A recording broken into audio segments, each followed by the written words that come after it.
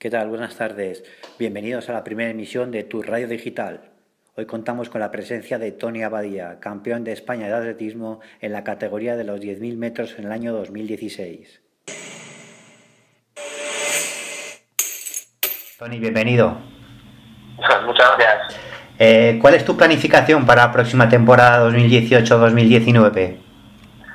Bueno, pues sobre todo intentar no cometer los fallos de la temporada anterior, estar con una buena preparación de base, como puede ser la temporada invernal de campo a través, y sobre todo en esa línea, ¿no? Sobre todo ir bien con todas las sensaciones, no marcarse ningún objetivo específico de ninguna posición en sí, pero sí sobre todo acumular semanas buenas para luego lo que viene en la temporada de pista, que hay un europeo que va a ser sobre todo el gran objetivo de la temporada, ¿no? Llegar bien a ese europeo y demostrar, ¿no? que este año, el año anterior ha sido de transición, que hemos aprendido de los pequeños fallos que hemos cometido y llegar bien a esa cita.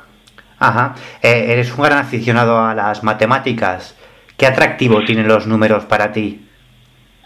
Bueno, sobre todo, pues todo lo que es, siempre digo, ¿no? Que están muy ligados a mi deporte, que cuando hablamos de parciales, cuando hablamos de ritmos, incluso cuando hablamos de sumar kilómetros, pues todo influye, ¿no? Y muchas veces lo que marca la diferencia es eso, ¿no? Quién ha acumulado más kilómetros, quién ha hecho más que tú, quién ha pues todo, ¿no? Incluso ya no solo a nivel de biomecánica, no solo a nivel de acumulativo, sino de rapidez, ¿no? Estamos hablando de que hay unas mínimas que son las que se exigen para ir a unos campeonatos que no dejan de ser números, que están indicándonos que hay que bajar en un tiempo y como ya digo, ¿no? Yo creo que son importantes en la vida de cada uno, pero sobre todo en la vida de un deportista y un atleta, pues imagínate, ¿no? Ajá. ¿Quién es para ti el mejor atleta español de la historia? Hay mucho, ¿no? Sería difícil decir solamente a uno, ¿no? Pero bueno, yo creo que si se hubiese que elegir a uno, para yo me quedaría con Jesús de España, simplemente porque tiene la suerte de conocerlo, de saber un poco más en su día a día, aparte de conocer la faceta deportiva, también he conocido la faceta personal. Creo que reúne todos esos ingredientes de deportista ejemplar y encima pues bueno, ¿no? Con un palmarés envidiable, todavía en activo a día de hoy a sus 38 años y la verdad que es una suerte, ¿no? que España haya un atleta como él. Ajá. Empezaste corriendo 3.000 metros obstáculos y 1.500. ¿A qué se debió el cambio a las carreras de fondo?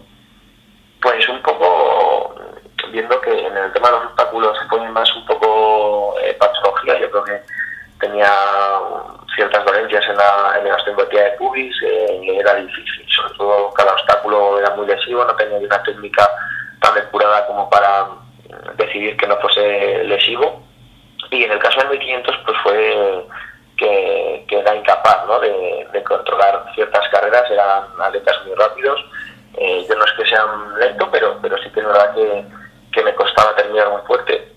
Y bueno, decidí probar, ¿no?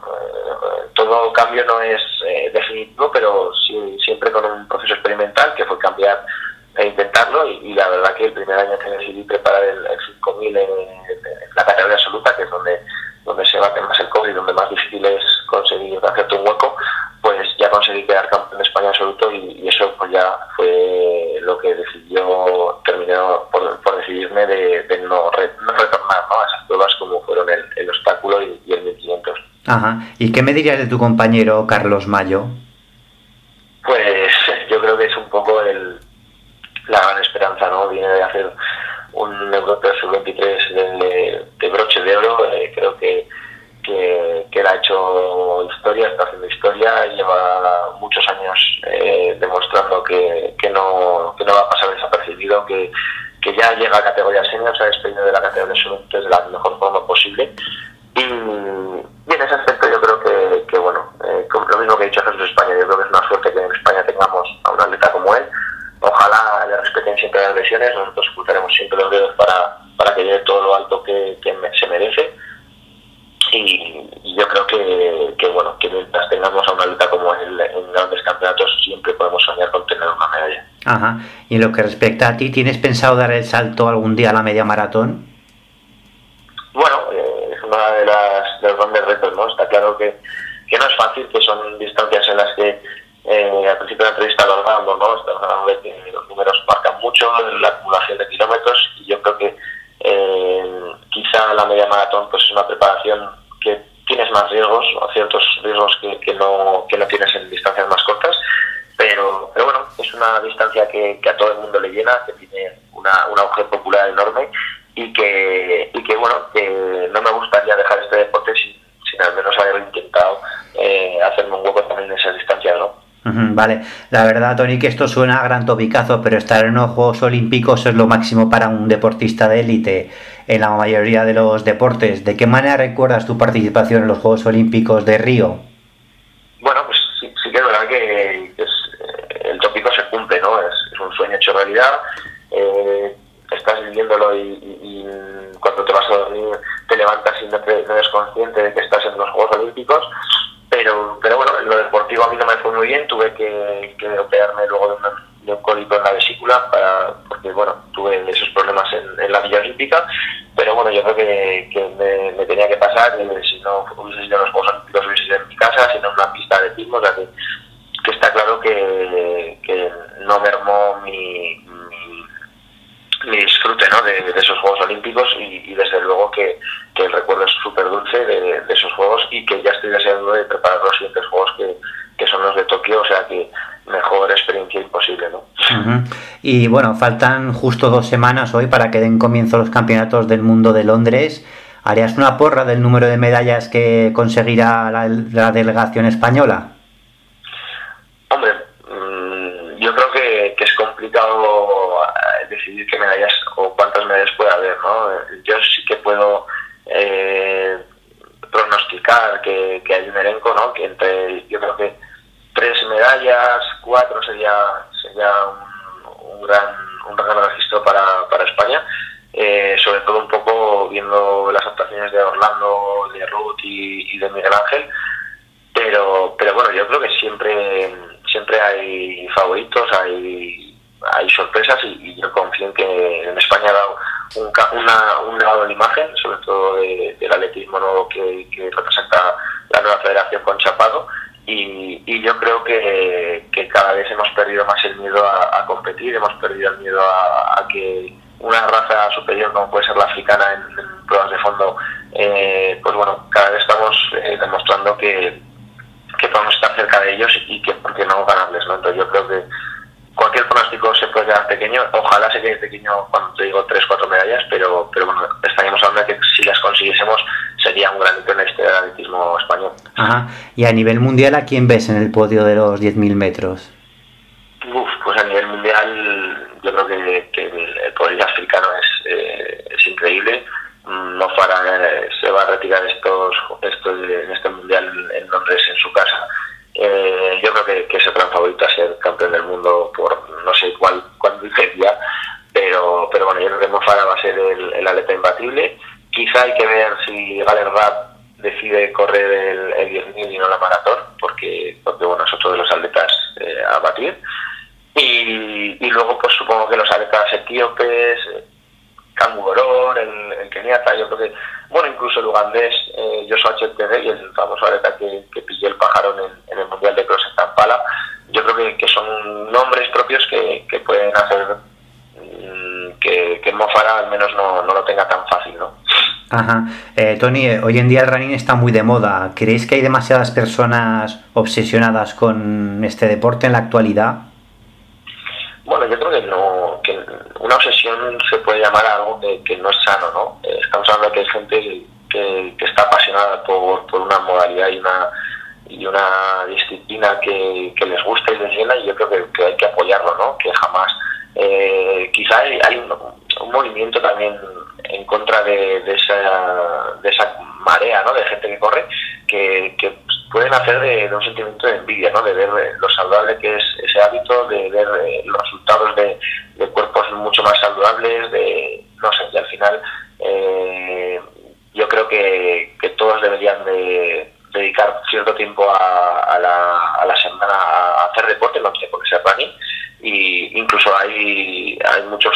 puestos de trabajo que tienen la obligación, entre comillas, de hacer una hora de deporte al día, ¿no? Yo creo que eso ayuda siempre, sobre todo a la calidad de la vida, que se tiene y sobre todo a mantenerse saludable. Por eso creo que cuanta más gente practique deporte, que en este caso estamos hablando del running, pues muchísimo mejor y vamos hacia un mundo mucho más saludable, mucho más sano, que es lo que se necesita, ¿no? Y el running en concreto, ¿por qué engancha tanto? Yo creo que engancha tanto porque es una disciplina que con el entrenamiento se mejora muchísimo. Entonces, no tienes por qué...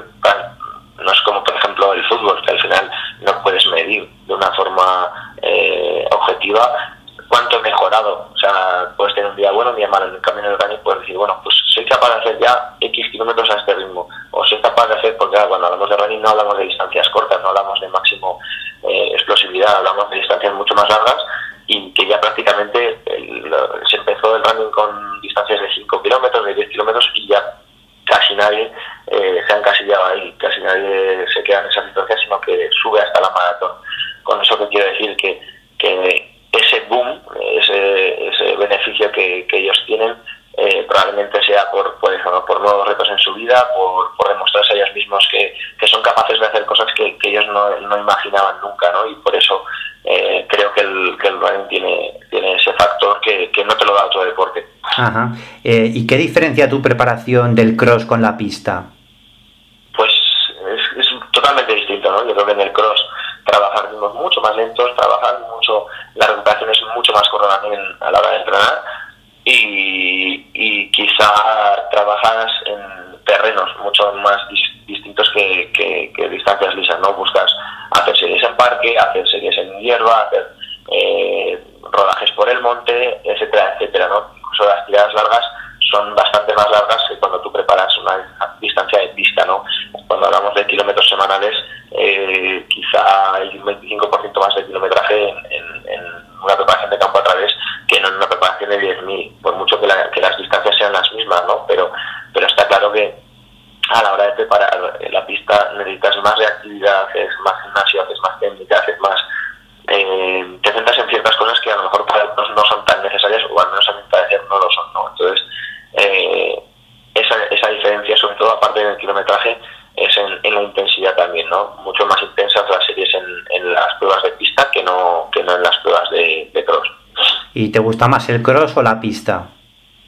Pues depende, ¿no? Nosotros muchas veces creo que la mente juega malas pasadas porque cuando estás preparando el cross tienes ganas de pista y cuando estás preparando la pista tienes ganas de cross. Ajá. A mí el cross me gusta muchísimo porque es o sea, no tienes la obligación mental de decir voy a ir a tanto ritmo al kilómetro, voy a ir a por una mínima, porque eso al final te genera bastante estrés y bastante ansiedad, y en el cross simplemente es disfrutar, ¿no? Demostrar cuál es tu mejor actitud, cuál es tu mejor posición, puedes centrarte simplemente en ir a por ellos y no tienes que depender de un tiempo, ¿no? Entonces creo que te puedes centrar simplemente en la competición, en una carrera a una sola carta, y eso la verdad que a mí me gusta bastante más el cross. Ajá. Y por otra parte, ¿qué te parece la elección de Doha como sede de los mundiales de atletismo del año 2019? Bueno, pues yo creo que es una sede más. Tampoco, sí que es verdad que hay mucha controversia por eso de que las federaciones internacionales, que hay intereses, etcétera, etcétera. En eso yo tampoco es que tenga no tengo mucho poder de opinión porque no conozco el caso en sí demasiado, pero bueno, lo que a nosotros nos incumbe que es que podamos participar allí y hacerlo lo mejor posible. Yo creo que Doha, además es un sitio que nunca he estado, me llama bastante y bueno, y esperemos que esté a la altura de lo que es un campeonato del mundo, y no me cabe la menor duda de que así será. Ajá. ¿Y quiénes son tus ídolos y referentes en el atletismo? ¿Actual? Sí, actual o en la historia. Bueno, pues yo he tenido a nivel regional a Eliseo Martín, he tenido a los hermanos García, etcétera, etcétera. A nivel nacional, o incluso a nivel mundial, pues me ha gustado siempre mucho Haile Gebrselassie, me ha gustado mucho Bekele. Yo creo que ha habido grandes deportistas, Jesús España, por supuesto, que creo que me han gustado mucho, sobre todo por la simpatía que transmitían a la hora de correr. Ajá. Y exceptuando el atletismo, ¿tienes algún referente en el mundo del deporte, actual o de la historia? Sí, yo tuve la suerte, por ejemplo, gran laureado Rafael Nadal, y la verdad que sí que es cierto que es un deportista que transmite muchísimo, que da un placer conocerlo, que da envidia, mucha envidia sana lo que hace y cómo lo hace, y transmite mucho en cada partido, y siempre que puedo y es bastantes veces, pues me pongo a ver sus partidos y sus campeonatos, porque son increíbles, y encima con ese rush de mentalidad que tiene, que nunca da nada por perdido, y la verdad que en ese aspecto pues ojalá dure muchos años Rafael Nadal. Ajá, ¿y se vive bien del atletismo? ¿Cómo, perdón? ¿Se vive bien del atletismo? Bueno, si hablamos de términos que no compares con el fútbol y lo comparas con la vida real, se vive bien. O sea, yo no tengo ningún tipo de queja en ese aspecto. Sí que es verdad que es muy efímero, que no, a partir de los 35 años es difícil vivir de este deporte, pero se vive bien. O sea, lo que podemos hablar en términos, ya te digo, ¿no?, de vida real y social, sin compararlo con otros deportes que probablemente pues tengan cifras desorbitadas, pues se puede vivir bien, y la verdad que es mi caso. Yo no vivo mal del atletismo, y ojalá, ¿no?, mucha más gente pudiese vivir del atletismo. Quizás no vive tanta gente como la que deberían por exigencia, pero bueno, es una forma de vivir, y encima, como ya he dicho, ¿no?, hablando en términos de running, para que cobres o que vivas de algo que te gusta y que es saludable, pues imagínate, ¿no? Ajá. ¿Qué opinas de la actual situación del atletismo español y qué futuro crees que le espera? Pues yo, bueno, antes lo he dejado entrever, ¿no? Creo que el nuevo atletismo apunta maneras, creo que sabe cuál es la línea a trabajar, y el futuro, cuando hablamos de futuro, creo que es envidiable, ¿no?, lo que se puede encontrar, y yo soy muy optimista con el futuro, ¿no? No sé predecir el futuro, evidentemente, pero creo que el futuro que nos espera, haciéndose las cosas como se están haciendo, lo único que necesita el atletismo es que cada vez haya más niños que lo practiquen, que haya más gente que pruebe hacerlo, y que por qué no, mucha más gente decida intentar dedicar más tiempo a ese atletismo más técnico, más de alto rendimiento, y yo confío en que eso luego en futuros dé más resultados y haya más gente con grandes resultados internacionales. Ajá, y tú estudiaste INEF, ¿verdad? Sí, bueno, de hecho sigo en ello. Todavía no he acabado la carrera en INEF, pero sí sigo en ello. Vale. Y para terminar, ¿qué proyectos tienes cuando te retires del deporte profesional? ¿Sí, profesor de matemáticas, entrenador, maestro de educación física? Pues me llama mucho todo el tema de entrenador. De hecho, yo ahora entreno a un grupo de entrenamiento. Tengo 2 chicas que llegan a campeonatos de España en categoría junior, y la verdad que me gustaría mucho seguir en esa línea. Quizá luego nunca se sabe, ¿no? Luego trabajo mucho como comercial, tengo abierto un negocio que es una tienda de deportes en Zaragoza. Creo que bueno, he orientado un poco mi futuro en esa línea, y sí que es verdad que bueno, que es muy importante saber cómo y cuándo retirarte, ¿no? Entonces creo que en esas líneas, cómo voy a decidir dedicar mi tiempo después de tantos años dedicado a jornada completa en el atletismo, y ojalá, ¿no?, me llene igual que me ha llenado el deporte de alta competición en todos estos años, ¿no? Pues Tony Abadía, ha sido un placer y gracias por la entrevista. Muchísimas gracias a vosotros, y que os vaya muy bien y disfrutéis mucho. De acuerdo, gracias. Y aquí termina tu radio digital. Gracias y buenas tardes.